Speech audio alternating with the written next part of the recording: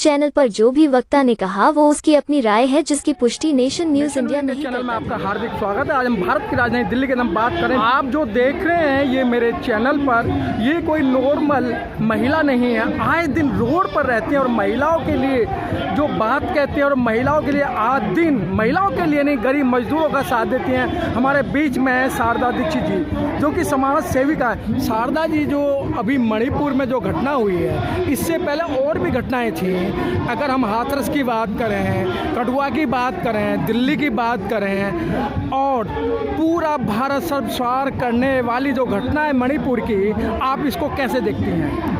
देखिए, ये घटनाएं जब से विशेष विचारधारा की सरकार सत्ता में विराजमान हुई है, तब से इन घटनाओं में बेहताशा वृद्धि हुई है। और उसके साथ साथ पहले किसी और सरकारों के राज्य में, जब किसी और पार्टियों की सरकारों के राज में जब कोई घटना होती थी तो वो सरकार शर्मिंदा होती थी, वो सरकार उसके लिए माफिया मांगती थी, वो सरकार एक्शन लेती थी।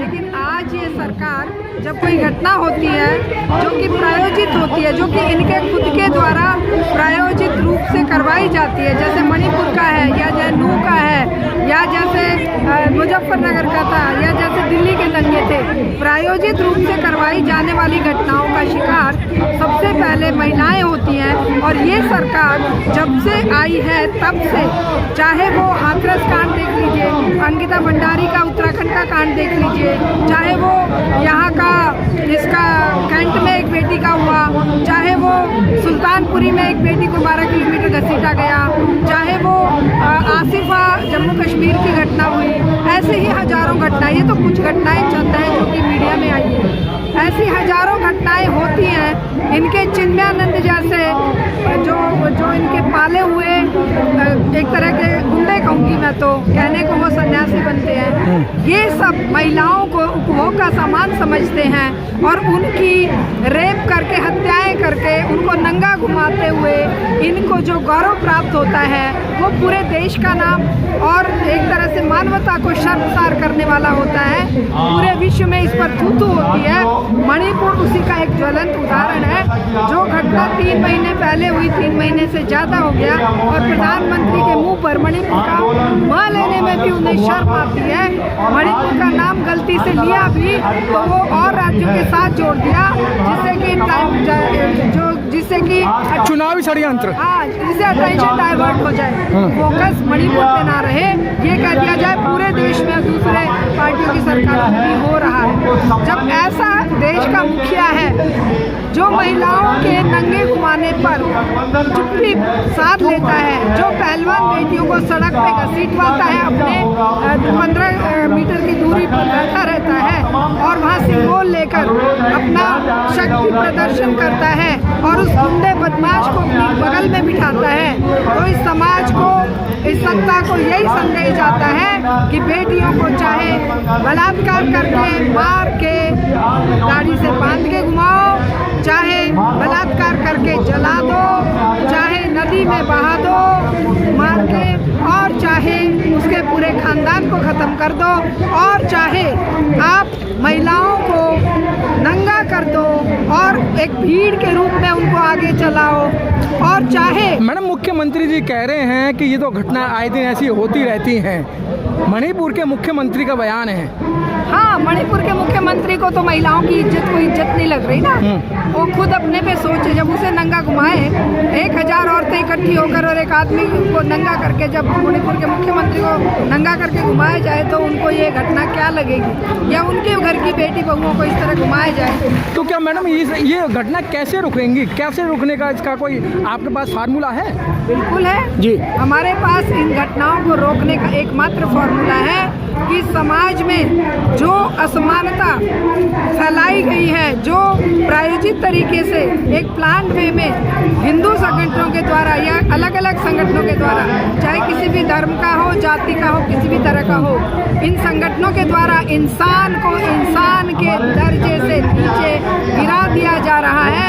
उन्हें या तो हिंदू बनाया जा रहा है, या मुसलमान बनाया जा रहा है, या दलित बनाया जा रहा है, या स्वर्ण बनाया जा रहा है, या बीजेपी, आम आदमी, बीएसपी, एसपी का एक मोहरा बनाया जा रहा है। इंसान नहीं छोड़ा जा रहा। जिस दिन हम इंसानियत को जिंदा करने का प्रयास करना शुरू करेगा ये सारा समाज, हम तो कर ही रहे हैं। अच्छा मैडम, और हम जैसे लोग लगे हुए हैं, लेकिन जब ये पूरा समाज इंसानियत के लिए खड़ा होगा, धर्म के लिए नहीं, मैं कहती हूँ इंसानियत के लिए खड़े हो जाइए और जाति, धर्म, मजहब के सारे भेद छोड़ दीजिए, महिला पुरुष के भेद खत्म कर दीजिए, तभी ये रुके। क्या ये जातिवाद भी इस देश के लिए कलंक है? क्या मैडम जातिवाद इस भारत से खत्म होना चाहिए? क्योंकि बाबा साहब डॉक्टर भीमराव अम्बेडकर ने भी कहा था जब तक जातियाँ रहेंगी तो इसी तरीके से ये अत्याचार होते रहेंगे। हाँ, बिल्कुल सच कहा था, उन्होंने खुद झेला था। भीमराव अम्बेडकर जी ने खुद झेला था जो जातिगत उत्पीड़न और जो जातिगत भेदभाव उन्होंने झेला था। इसीलिए उन्होंने संविधान में ये मेंशन किया था कि अगर भारतीय समाज का उद्धार करना है, भारतीय समाज को आगे बढ़ाना है, सब भारत का विकास करना है, तो सबसे पहले ये जो भारतीय समाज की संरचना में जाति रच बस गई है, इस जातिवाद को खत्म करना पड़ेगा, नेस्तनाबूद करना पड़ेगा, तभी भारतीय समाज का, महिलाओं का और दलित और जो उत्पीड़ित समाज है, उपेक्षित समाज है, उसका कल्याण हो। लेकिन मैडम बाबा साहब ने सबसे ज़्यादा काम महिलाओं के लिए किया और महिलाओं ने बाबा साहब को, आप जैसी महिलाओं ने पढ़ा, लेकिन फिर भी संविधान के अंदर अधिकार लिखे गए, लेकिन संविधान को सरकार नहीं मान रही है और महिलाओं के ऊपर बड़े पैमाने पर अत्याचार करा रही है। देखिए, ये क्यों मानेंगे बाबा साहब को, ये क्यों मानेंगे संविधान को?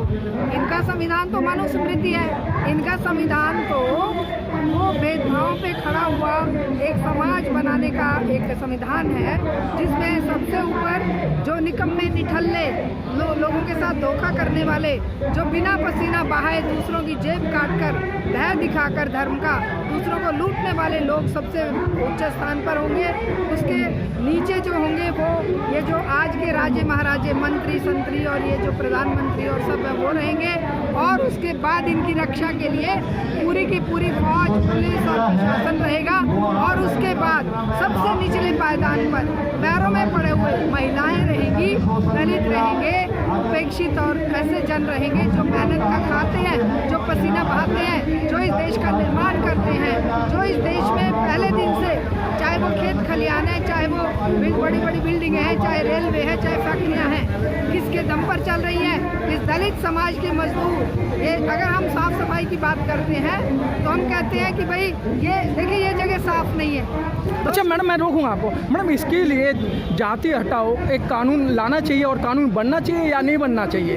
देखिए, कानूनों से अगर जातियाँ हटती तो कब की ये जातियाँ खत्म हो गई होती। किसी भी बुराई को खत्म करने के लिए एकमात्र तरीका है जन आंदोलन, और वो जन आंदोलन सही विचारधारा, सही संगठन और सही तरीके के लोगों के द्वारा चलाया जाए। ये ऐसे नहीं कि वो जातिगत विचार से ओतप्रोत लोग ही जाति हटाने की बात करने लगते हैं। वो खुद जातिगत भेदभाव से ओतप्रोत हैं। अगर कोई दलित है तो दलितों में 50 जातियाँ खड़ी कर रखी हैं। मैं उससे ऊंचा हूँ, वो मेरे से नीचा है। हम उनके यहाँ खाते नहीं, हम उनके यहाँ रिश्ते नहीं करते हैं।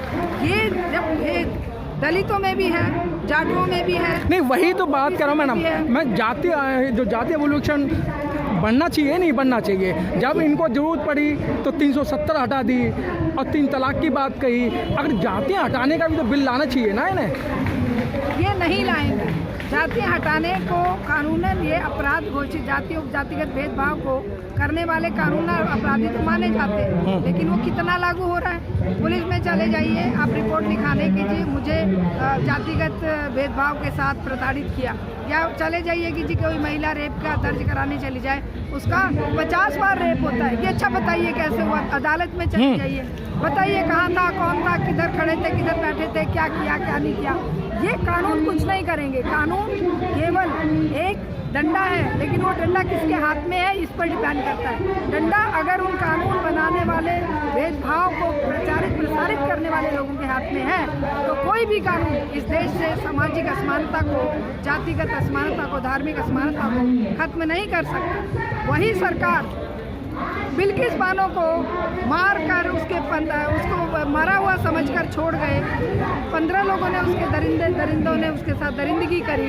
उनमें से 11 अपराधियों को सबूतों के साथ सजा मिली। उसकी 3 साल की बेटी को पत्थर पे पटक उसके साथ सामने मारा। उसकी माँ और बहन के साथ बलात्कार करके जान ले ली और उन्हीं को पूजा आरती के साथ थाली सजाकर, माला पहनाकर, मिठाई खिलाकर जब बीजेपी के नेता स्वागत कर रहे हैं और साथ में ये कह रहे हैं वो तो संस्कारी ब्राह्मण है, वो तो ऐसा काम कर ही नहीं सकते, ऐसे लोगों से आप उम्मीद करते हैं कि वो जाति को बेखतम करेंगे, धर्म को खत्म करेंगे? ठीक है मैडम, बहुत बहुत धन्यवाद।